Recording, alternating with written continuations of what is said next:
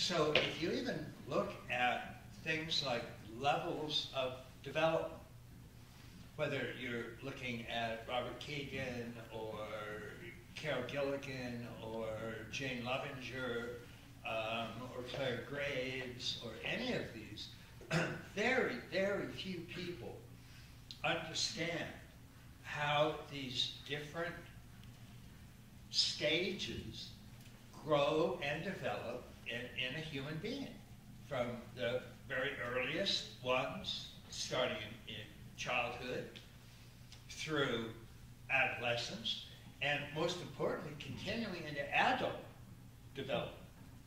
Because one of the primary assumptions was in education that most major changes sort of stop. If you're Freudian, it stops more or less around the beginning of the latency period. If you a little bit more than that, then it moves through adolescence, and then by that time, then it stops, and there's nothing new that happens. But as a matter of fact, from adolescence forward, all of second and third tier are remaining to be learned.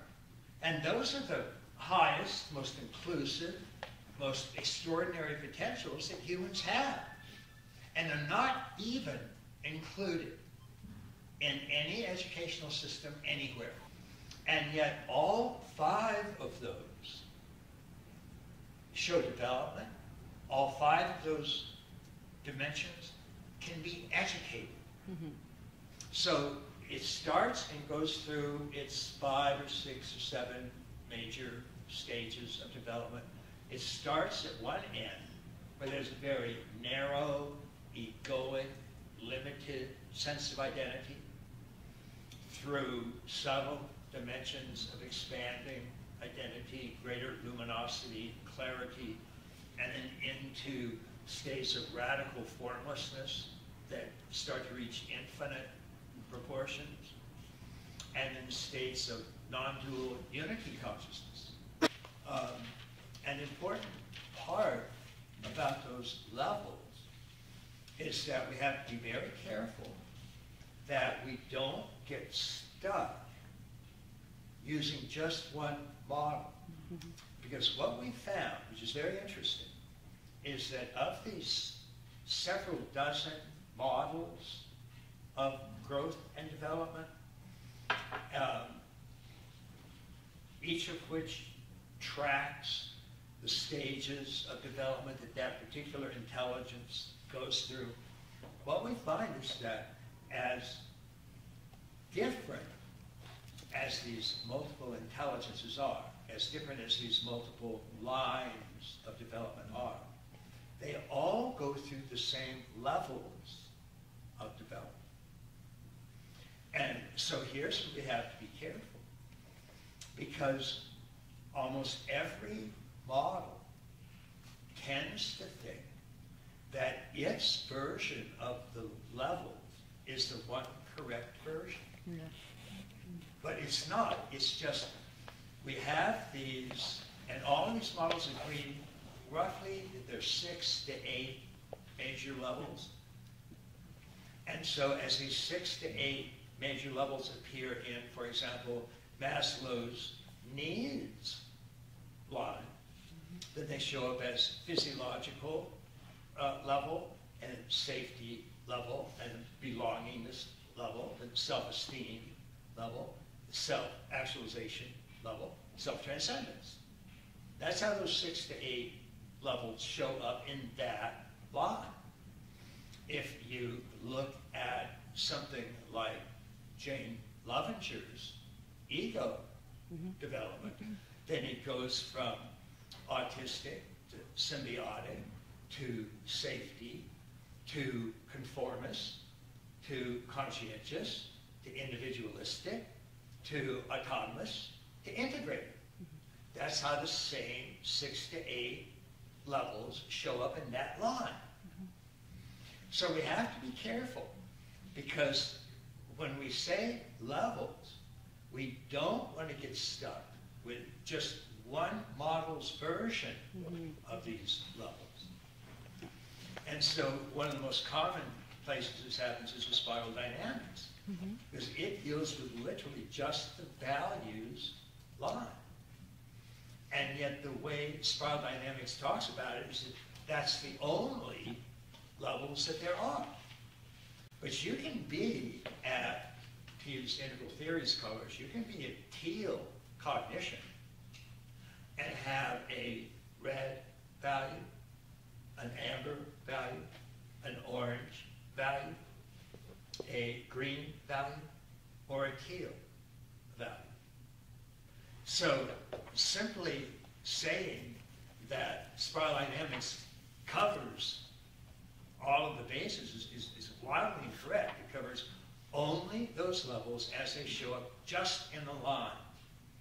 And you can be at a different level in that line development than you are in cognitive development, different than you are in Lovinger development, different than you are in Wilber development, and so on.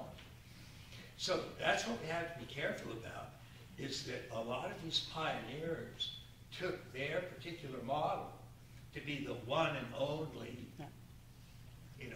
model that was correct. Whereas if you look at it now in hindsight, each of these pioneering models are mostly dealing with one of those dozen developmental lines. And they did great work there. And as a matter of fact, their work, for the most part, is still the best model.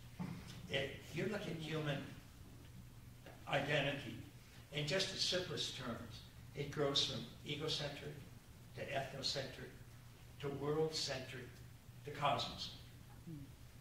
And these, by the way, are Carol Gilligan's 4 major stages of female moral growth as well. Stage 1 she calls selfish. The woman cares only for herself. That's what we call egocentric. Stage 2 she calls care. The woman extends care to a group, her family, her clan, her tribe, her religion. We call that ethnocentric. Because as you expand your identity from me to us, it's still us versus them. The us is the chosen people. The us are the people that count. Nobody else counts. They're all infidels. And then when we expand from us to all of us, in other words, treat all human beings fair, regardless of race, color, sex, or creed. That's what she calls universal care. And we call that world-centric. Did you call what? And then the final one is what she calls integrated. And that's where men and women both integrate the polar component. And we sometimes call that cosmocentric.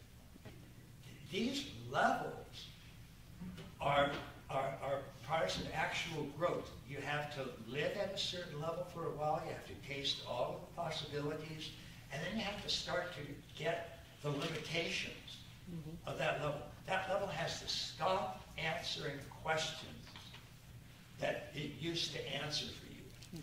It no longer works. You start getting frustrated. You start getting confused.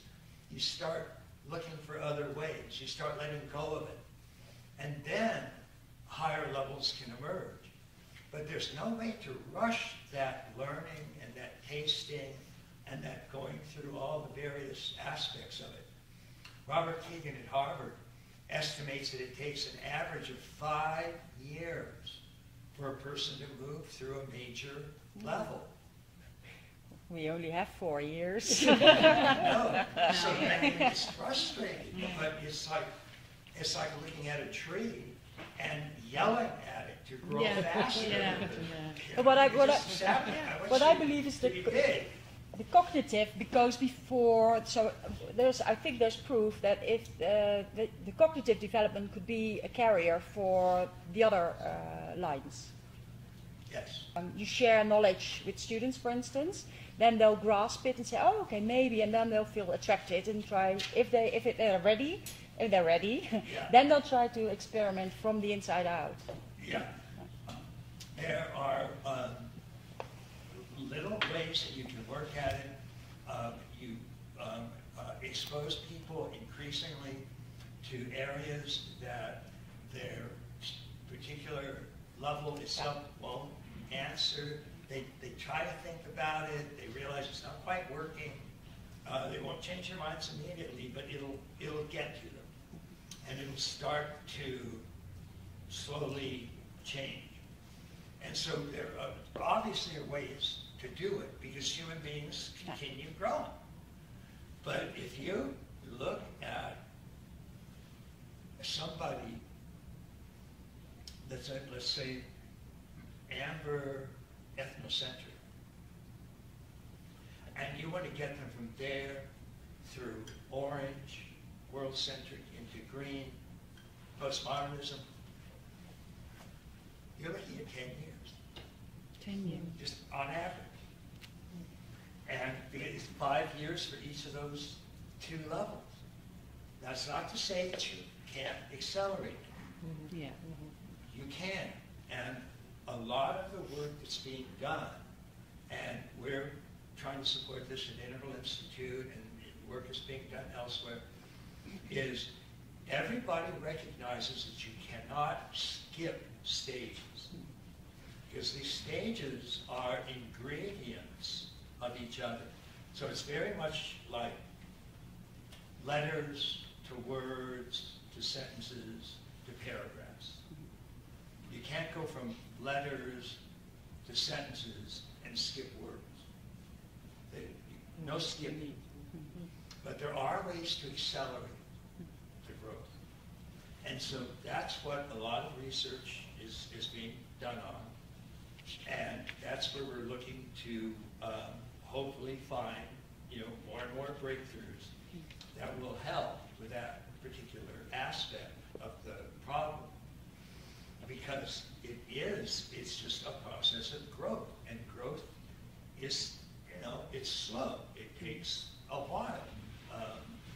And the human being has to, accommodate and assimilate and so on.